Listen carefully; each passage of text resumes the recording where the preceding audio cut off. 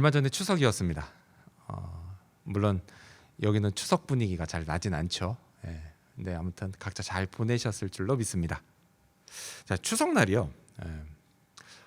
어릴 적에 우리 사남매가 이렇게 식탁에 둘러앉아 밥을 먹던 생각이 났습니다. 저희 어머니는요, 종종 저희에게 갈치를 구워주셨습니다. 노릇하게 잘 익은 갈치구이. 그 맛은 정말 환상적이었습니다. 하지만요, 이 환상적인 맛을 즐기기 위해서는 우리 어린 남매들에게 넘어야 할 산이 있었습니다. 그게 뭐냐? 그건요, 갈치 안에 잔뜩 들어있는 가시를 걷어내는 일이었습니다. 그러니까 젓가락질이 서툰 우리에게 이거요, 무척 힘든 일이었습니다. 근데 그렇다고 해서요, 이걸 귀찮다고 가시를 함께 먹을 수는 없는 노릇이었습니다. 왜냐면요, 우리 어머님이 분명히 말씀하셨거든요. 가시 먹다 목에 걸리면 죽는다, 이렇게 경고하셨기 때문입니다. 아니, 가시만 없으면요, 환상적인 맛의 갈치구이를 마음껏 먹을 수 있을 텐데요. 도대체 가시는 왜 있는 걸까요?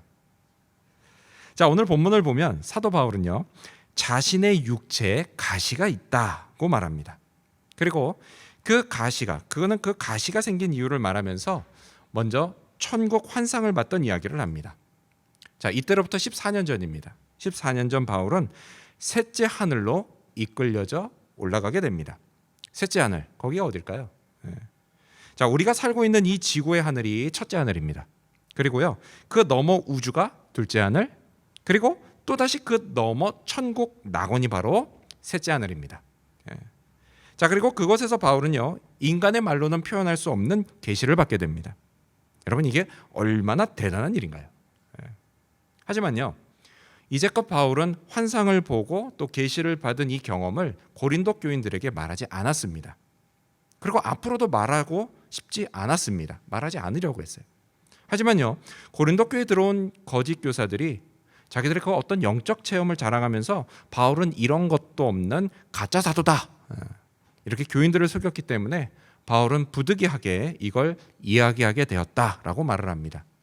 그래서 12장 1절 말씀이 이렇게 시작되죠.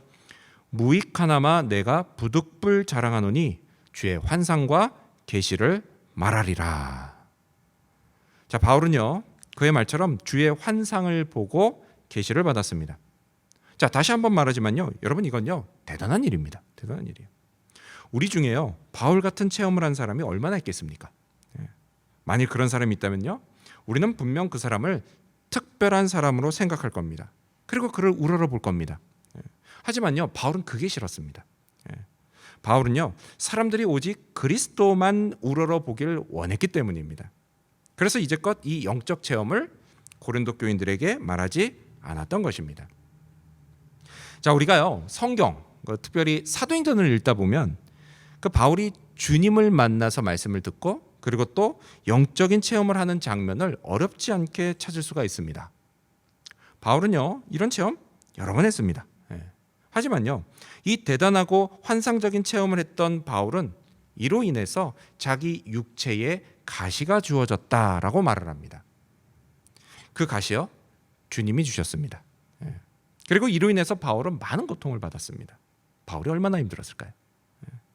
그렇다면 주님은 왜 가시를 주시는 걸까요? 그리고 또한 오늘 우리에게도 이 바울과 같은 가시를 주시는 이유가 뭘까요? 고린도 후서에 기록된 바울의 고백을 통해서 그 이유를 알아보고자 합니다. 자, 먼저 첫 번째로 우리에게 가시를 주시는 이유가 뭘까요? 먼저 첫 번째로 주님은 우리가 교만하지 않게 하시려고 가시를 주십니다. 먼저 첫 번째로 우리가 교만하지 않게 하시려고 주십니다.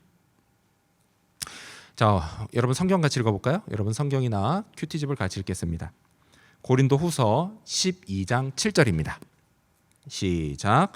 여러 계시를 받은 것이 지극히 크므로 너무 자만하지 않게 하시려고 내 육체에 가시 곧 사탄의 사자를 주셨으니 이는 나를 쳐서 너무 자만하지 않게 하려 하심이라. 아멘. 자, 여기서 바울이 말하는 육체의 가시가 구체적으로 뭘까요? 바울이 자세히 말하지 않기 때문에요, 단지 추측만 할 수가 있습니다. 자, 어떤 성경학자들은요, 그게 바울의 육체에 있던 안과 질환, 눈병이었을 거라고 생각을 합니다. 왜 그렇게 생각하느냐? 바울이 다메섹으로 가는 길 위에서 주님을 처음 만나죠.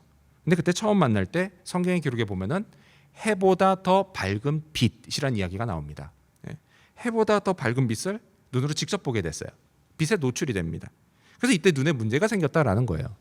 근데 여러분, 이거 충분히 일리 있는 이야기입니다. 왜냐하면 우리도요, 햇빛을 그냥 직접 딱 보면 어떻게 돼요? 잠시 눈이 멉니다. 잘 안 보여요. 그리고 계속 보지 마라 그러죠. 눈에 큰일 난다고. 충분히 이해가 돼요. 근데 그래서 그랬는지 몰라도요, 이후에 그 바울의 서신서들을 보면은 그는 편지를 직접 쓰지 않고요, 다른 사람을 시켜서 대신 쓰게 하는 경우가 있습니다. 그게 성경에 나와요. 나 누구는 이거 대필해서 쓰는데 뭐 이런 얘기가 나와요. 바울이 아닌 사람이. 자, 그리고 이 안과 질환이 아니면 또 다른 질병인데 간질병이 있지 않았나라고 보는 성경학자도 있습니다. 간질. 자, 그리고 이런 질병 말고요, 다른 것도 있습니다. 뭐가 있느냐? 초기 기독교의 탁월한 설교자로요, 황금의 입이라는 별명을 가졌던 초대 교부 크리소스톰. 그 사람이 뭐라고 했냐면 이건 육체 질병이 아니라 바울이 사역하면서 겪는 사탄의 영적 공격이었다라고 말을 합니다. 그래서 바울이 여기 보면 그걸 사탄의 사자라고 불렀던 거다라고 이야기를 합니다. 여러분, 사탄은요, 다양한 방법으로 그리스도인들을 공격합니다. 하지만요, 영적 세계에 대한 인식이 덜 개발되신 분들은 이런 사탄의 공격을 잘 깨닫지 못합니다. 나쁜 일이 생겨요? 그러면 그건 그냥 우연히 그렇게 된 거이거나 아니면 그 사람이 뭘 잘못했기 때문이다 이렇게 생각을 합니다. 하지만 여러분, 물론 항상 그런 건 아닙니다. 중요해요. 항상 그런 건 아니에요. 항상 그런 건 아니지만 이런 일들 배후에 사탄이 있는 경우가 있습니다. 분명히 있어요. 그래서 이걸 분별해내는 거 매우 중요합니다. 왜요? 그렇게 분별해내야 성령의 능력을 구하고 그걸 물리칠 수 있기 때문입니다. 그럼 분별의 능력 어떻게 개발시킬 수 있을까요? 이를 위해서는요, 성경 말씀을 믿어야 합니다. 그리고 동시에 영안이 떠지게 달라고 기도해야 합니다. 그러면 한순간 사탄의 공격이 보이기 시작합니다. 자, 어쨌든요. 자, 우리는 바울이 말하는 그 가시의 정체가 뭔지 분명히 잘 모릅니다. 하지만요, 분명한 것은 이 가시 때문에 바울이 너무 고통스러웠다라는 것입니다. 자, 그런데요, 바울은 이 고통 속에서 한 가지 진리를 깨닫게 됩니다. 그게 뭐냐? 그건 바울 자신이 겸손해지기를 주님이 원하신다라는 것이었습니다. 그리고 이를 위해서 주님이 자기 육체에 가시를 주셨다라는 사실이었습니다. 따라서요, 가시, 이 가시는 바울을 쳐서 그로 하여금 너무 교만해지지 않게 하는 그런 역할을 했던 겁니다. 그렇다면 여러분, 바울이 원래 교만한 사람이었을까요? 그래서 주님이 그거 낮추시려고 그렇게 했던 걸까요? 아닙니다. 아니에요. 여러분, 바울은요, 자기가 교만해질까 봐 환상을 보고 계시를 받은 걸 말하지 않으려고 했던 사람입니다. 그는 겸손을 위해서 스스로 조심했던 사람이에요. 하지만 주님은 어떻게 하셨어요? 그럼 바울이 더 겸손해지기를 원하셨던 것입니다. 여러분, 주님은요, 오늘 우리에게도 마찬가지세요. 주님은요, 우리가 지금 내가 생각하는 것보다 더 겸손해지기를 원하십니다. 따라서요, 우리는 내가 됐다 싶은 만큼이 아니라 주님이 됐다 싶은 만큼 겸손해져야 합니다. 앞에서 읽은 이 7절에서 보면요, 육체의 가시라는 말이 나오죠. 근데 이 육체의 가시라고 할 때 이 가시는 이게 헬라어 원어로는 스콜롭스입니다. 스콜롭스. 근데 이게 원래 무슨 뜻이냐? 이런 거예요. 원래는 우리가 생각하는 생선가시는 아니고 사실 땅에 말뚝을 박는 걸 이야기합니다. 말뚝, 땅에 박는 것, 이런 뜻이에요, 이 가시가. 자, 그리고 또한 너무 자만하지 않게 하신다라고 말씀을 하죠. 그때 이 너무 자만하지라고 하는 게 헬라어 원어로는 휘페라이로마이인데요. 이게 무슨 뜻이냐면 두 가지 단어가 합쳐진 거예요. 위로 들어 올리다, 이게 합쳐진 겁니다. 위로 들어 올리다가 합쳐진 거예요. 위로 들어 올리는 겁니다. 너무 자만해지는 게 그냥 붕 띄우는 겁니다. 그게 너무 자만해진다의 원어적인 뜻이에요. 따라서 여러분, 사람이요, 천국 환상을 보고요, 또 주님께 계시를 받으면 기분이 어떻게 돼요?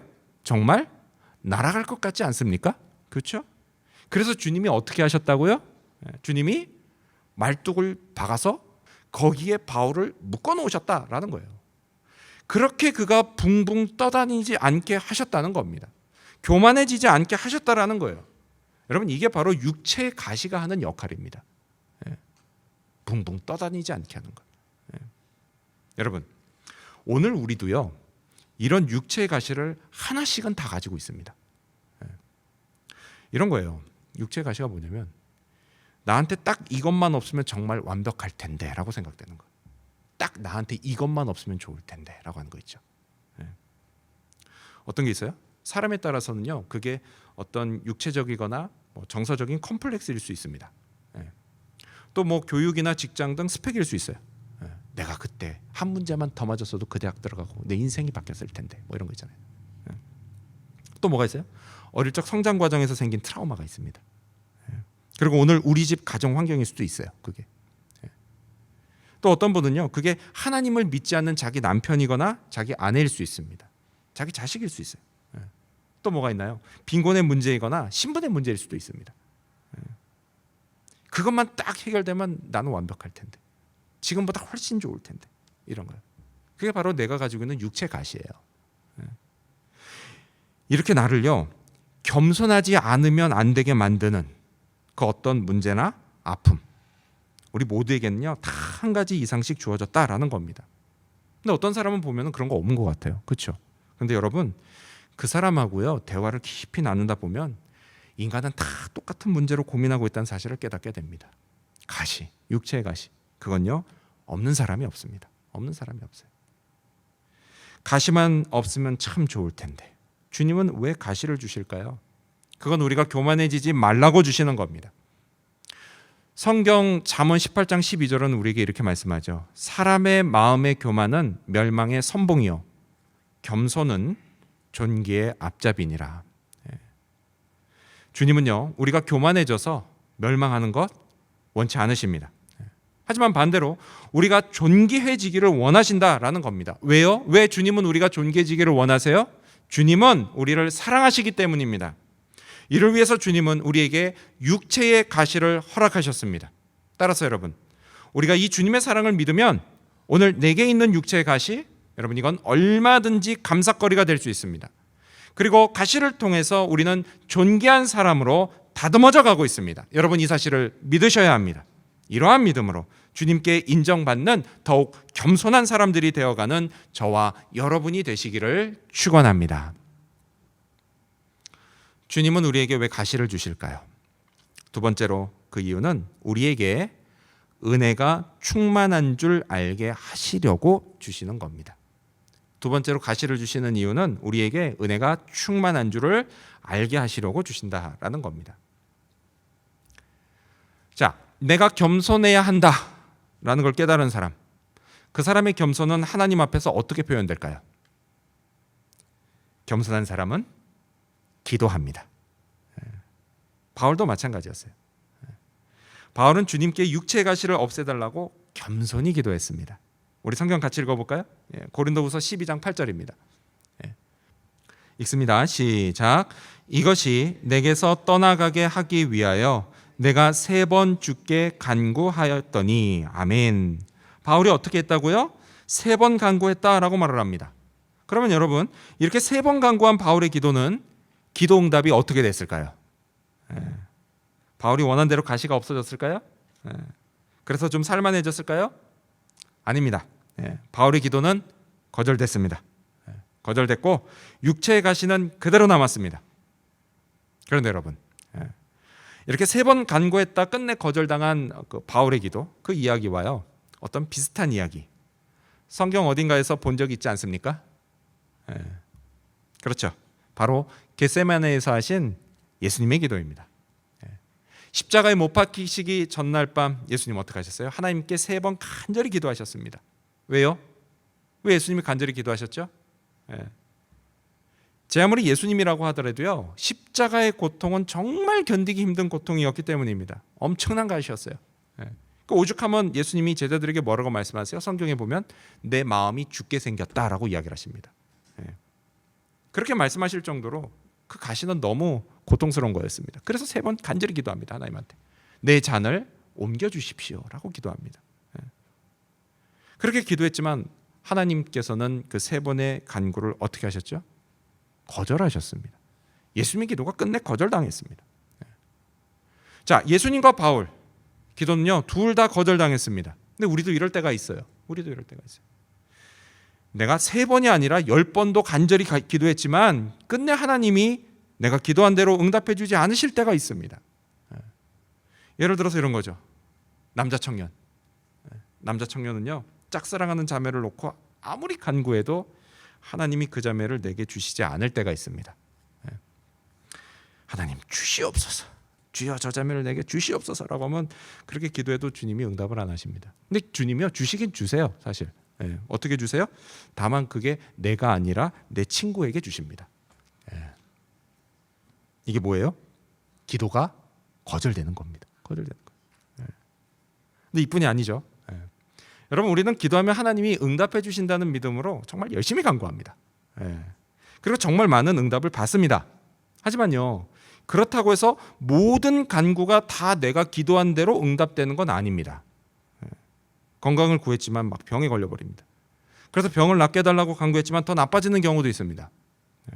합격시켜달라고 간구했지만 떨어지기도 합니다. 가난에서 벗어나게 해달라고 간구했지만 수중에 돈은 여전히 부족합니다. 사랑하는 사람의 안전을 위해서 간구했지만 우리는 종종 사고 소식을 듣기도 합니다. 그 목사님, 저는요, 성도님들이 다른 지역으로 이사 갈 계획이 있다고 말씀하시면 그분의 순적한 이사를 위해서 기도하긴 합니다. 하지만요, 솔직히 때로는 이렇게 기도하기도 해요. 하나님, 저분은 제발 보내지 말아주세요 라고 기도합니다.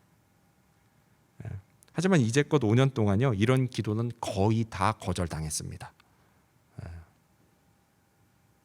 자, 이렇게 기도가 거절되면요, 사람들은 하나님께 실망합니다. 하나님이 기도를 듣지 못하시거나 아니면 듣는다 해도 응답해 주실 능력이 없다고 생각합니다. 그러다 나중에는 어떻게 돼요? 아예 하나님이 존재하지 않는다고 생각합니다. 하지만 여러분, 이 사실 아십니까? 거절도요, 하나님의 응답이라는 사실을 말이죠. 그리고 거절을 통해서 하나님은 더 높은 차원의 응답을 우리에게 하신다는 사실을 말입니다. 바울도 마찬가지였습니다. 기도가 거절된 바울은요, 곧이어 놀라운 사실을 깨닫게 됩니다. 우리 스크린 보시면서 고린도후서 12장 9절 말씀 읽어볼까요? 읽습니다. 시작. 나에게 이르시기를 내 은혜가 내게 족하도다. 아멘. 주님은 바울에게 뭐라고 하세요? 바울, 너에게는 이미 충분한 은혜가 베풀어지고 있다라고 말씀하셨습니다. 이걸 깨닫게 돼요. 이 은혜를 깨닫게 됩니다. 이게 뭐예요? 이게 바로 바울이 받은 기도 응답이었습니다. 근데 여러분, 이거 우리도 마찬가지예요. 우리는요, 내가 간구한 그 한 가지 문제가 해결되지 않아서 고통스러워하고 우울해합니다. 그 문제 하나 때문에 마치 세상을 다 산 것처럼 힘들어합니다. 하지만 여러분, 사실 우리에게는요, 이미 충분한 은혜가 베풀어지고 있습니다. 우리는 응답되지 않는 문제 하나에 발목이 잡힌 채 스스로를 불쌍한 사람이라고 비관합니다. 하지만 여러분, 이걸 아세요? 사실 오늘 나는요, 남들이 봤을 때 정말 부러운 사람이란 사실을 말이죠.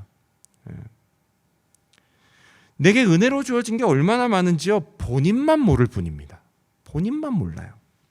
그리고 오로지 그 가시 하나의 시선이 바뀌어서 내게 은혜로 주어진 가족, 건강, 할 일, 소유, 비자, 영주권, 시민권, 이런 다른 것들을 보지 못한다는 사실입니다. 하지만 여러분, 은혜를 깨달아야 합니다. 은혜를 깨달아야 해요. 이를 위해서 때때로 주님은요, 우리가 원하는 대로 응답해 주지 않으십니다. 기도를 거절하십니다. 그리고 은혜를 다시 깨닫게 하십니다. 바울 역시도요, 거절을 통해서 은혜를 깨달았습니다. 거절이 응답이라는 사실을 믿음으로 받아들였습니다. 그리고 더 이상 육체의 가시를 없애달라고 기도하지 않았습니다. 그리고 이건 예수님도 마찬가지셨습니다. 3번의 간구 끝에 거절당하셨어요. 그렇게 거절당하신 예수님은 더 이상 십자가를 거부하지 않으셨습니다. 그리고 제자들에게 이렇게 말씀하셨습니다. 마태복음 26장 46절을 보면, 일어나라, 함께 가자. 보라, 나를 파는 자가 가까이 왔느니라. 일어나라, 가자. 어디로요? 십자가로 가자. 주님은요, 고통의 잔, 이걸 피할 수 없다는 사실을 믿음으로 받아들이셨습니다. 그리고 모든 인간을 죄에서 구원하신 하는 그 그리스도의 십자가, 이것이 내가 지고 가야 할 길이라는 사실을 인정하셨고 십자가의 죽음을 향해서 담대히 나아가셨습니다. 이렇게 거절이라는 기도 응답을 통해서 우리 모든 인간이 구원받는 하나님의 고귀하신 뜻이 성취되었던 것입니다. 하나님은요, 오늘 우리의 간구도 더 높은 뜻을 성취시키시는 과정에서 거절하실 때가 있습니다. 근데 그렇다고 해서 여러분 실망할 필요는 없습니다. 여러분 잊지 마십시오. 저와 여러분을 향한 하나님의 뜻은 언제나 선하십니다. 아멘. 기도를 거절하실 때조차도 우리를 향한 하나님의 사랑은 변함이 없습니다. 아멘. 따라서 우리 생각에 문제가 잘 해결되지 않고 또 너무 돌아가는 것처럼 보여도 우리가 하나님의 섭리를 믿으면 그것은 언제나 우리에게 가장 좋은 결과를 낳는 과정일 뿐입니다. 그러므로 거절에 담긴 하나님의 뜻을 믿으셔야 합니다. 내 간구가 얼마든지 거절될 수 있다는 사실을 인정해야 합니다. 인정하지 못하면 마음이 힘들고 불편합니다. 하지만 반대로 하나님의 섭리를 인정하면 그때부터 마음에 평화가 임합니다. 앞날이 불안하지 않고 안심이 됩니다. 그리고 내게 부어진 하나님의 은혜를 다시 발견하게 됩니다. 여러분, 지금 이 순간에도 우리는 하나님의 은혜 가운데 있습니다. 여러분, 우리는 은혜로 살았고 은혜로 살아가고 은혜로 살 것입니다. 여러분, 이 사실을 믿으셔야 합니다.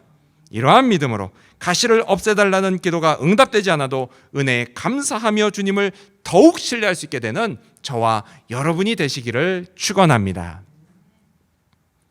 마지막 세 번째로, 주님은 왜 우리에게 가시를 주실까요? 마지막 세 번째로, 우리가 그리스도의 능력으로 강해지게 하시려고 주십니다.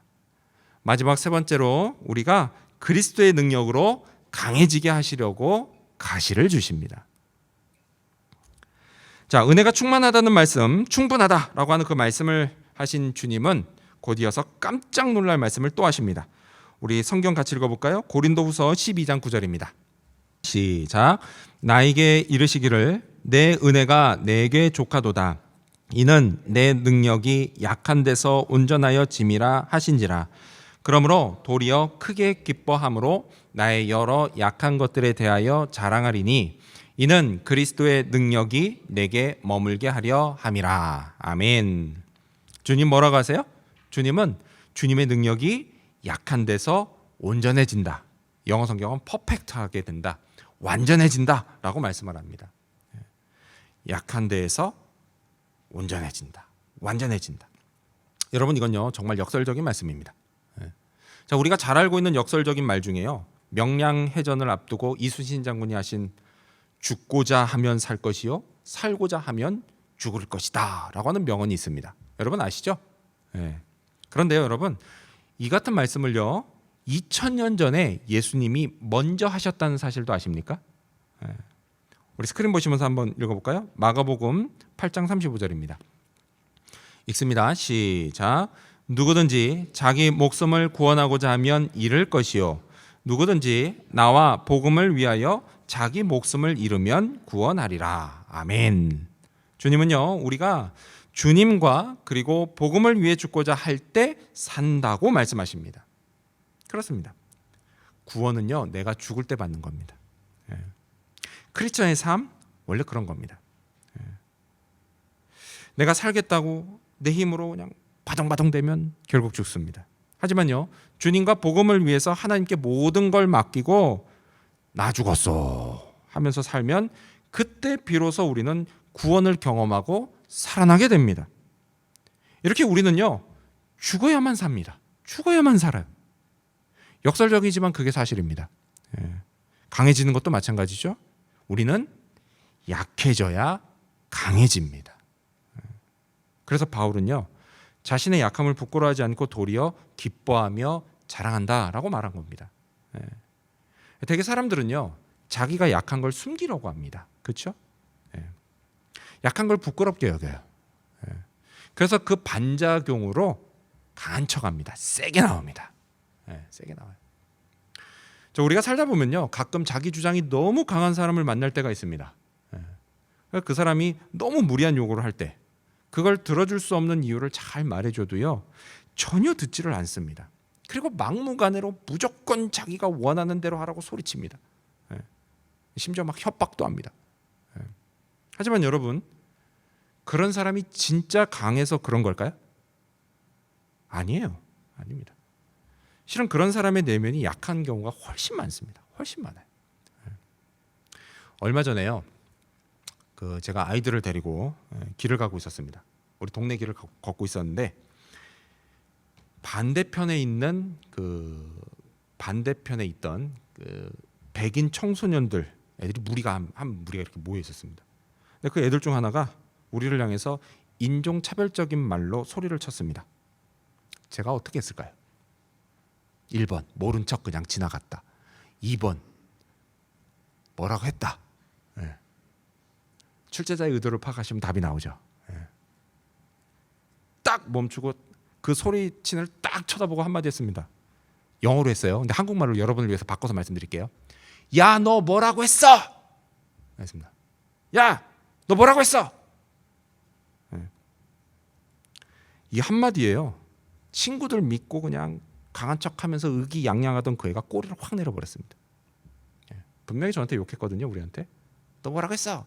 그 다음에 제가 잘 못 알아들었어요. 나중에 제 아들한테 물어봤죠. 제가 뭐라고 답했냐 그랬더니 자기 이름이 그 욕이래요. 그렇게 얘기했대요. 꼬리를 확 내려버리더라고요. 그렇게 자기가 약한 게 탈로 났습니다. 여러분, 인종차별이 뭐예요? 다른 거 아니에요. 인종차별은요, 자기 인종이 저 사람 인종보다 강하다는 거, 그거 아닙니까? 하지만 정작 그 사람 앞에서는요, 당당하게 인종차별을 못합니다. 해요? 어떻게 해요? 도망치듯 숨어가면서 합니다. 인종차별을. 이게 뭘 의미해요? 인종차별하는 사람의 내면이 약하다는 걸 의미합니다. 이처럼 아나무인으로 소리치는 사람이나 인종차별하는 사람이나 이런 사람들을 보면요, 저는 그들이 참 불쌍하다는 생각이 듭니다. 참 안 됐다는 생각이 듭니다. 그럼 어떻게 해야 그들이 고쳐질까요? 그들이요, 예수 그리스도 앞에 나와야 합니다. 자신의 약함을 인정하고 있는 모습 그대로 주님께 나와야 합니다. 그래서 주님께 치유받아야 합니다. 그래야 영혼이 멀쩡해지고 더 이상 그렇게 살지 않습니다. 자, 또한 바울은요, 약한 거야말로 그리스도의 강한 능력이 자기에게 머물게 하는 비결이라는 사실을 알았습니다. 근데 우리도 마찬가지여야 합니다, 여러분. 우리도요, 너무 강해지려고 하지 말아야 합니다. 반대로 약해지려고 해야 합니다. 그래야만 그리스도의 능력이 우리에게 머물고 그때서야 비로소 우리는 주님의 능력으로 영혼을 구원하고 가족을 치유하고 세상을 변화시키는 강자들이 될 수 있는 것입니다. 한편 바울이 약해졌다고 하니까요, 어떤 분이 이런 생각하실지 모르겠어요. 사실 바울은 육체 가시만 빼고는 다 괜찮았잖아요. 출신 성분도 좋고 똑똑하고 유명하기까지도 했잖아요. 나보다 사정이 훨씬 나은데요. 하지만 여러분, 바울은 사정이 다 좋은데 거기에 딱 하나 육체 가시가 있었던 거, 그런 거 아니었습니다. 우리가 몇 주간 쭉 묵상해온 고린도후서를 보면요, 바울은 자기가 많은 환난과 고난을 겪었다고 말합니다. 기억나시죠? 여러분, 바울은요, 목회하는 내내 고생이 끊이지 않았습니다. 숱한 고생 중에 죽을 고비도 여러 번 넘겼습니다. 살 소망까지 끊어진 적도 있었습니다. 이 때문에 그는요, 안 약해질래야 안 약해질 수가 없었던 사람입니다. 그런데 거기에 더해서 바울은 육체에 가시까지 있었던 겁니다. 그만큼 주님은요, 이미 약해질 대로 약해진 바울에게 아직 멀었어 바울, 너 아직 멀었어, 더 약해져야 돼, 더 약해져야 돼, 더 약해져야 돼, 이렇게 말씀하셨던 겁니다. 더 약해져야 돼, 더 약해져야 돼, 아직 멀었어. 그래서 바울이 이렇게 고백하죠. 고린도후서 12장 10절을 보면은, 그러므로 내가 그리스도를 위하여 약한 것들과 능욕과 궁핍과 박해와 곤고를 기뻐하노니 이는 내가 약한 그때에 강함이라. 아멘.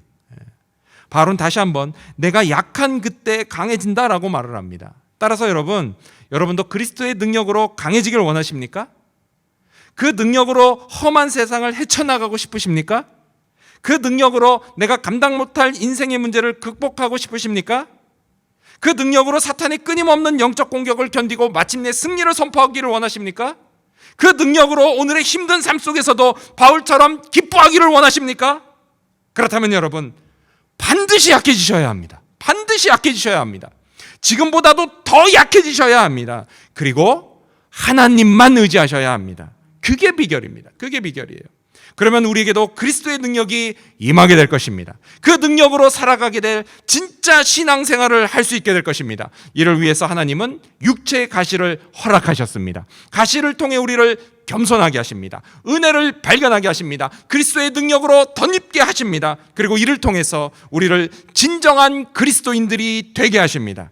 이 하나님의 사랑의 섭리를 믿으셔야 합니다. 이 믿음으로 살으셔야만 합니다. 이러한 믿음을 통해서, 또한 이러한 삶을 통해서 육체의 가시가 더 이상 원망과 실망이 아닌 하나님께 올리는 감사와 찬양이 되게 하는 저와 여러분, 그리고 우리 지구촌교회 모든 성도님들이 되시기를 주님의 이름으로 축원합니다. 기도하겠습니다.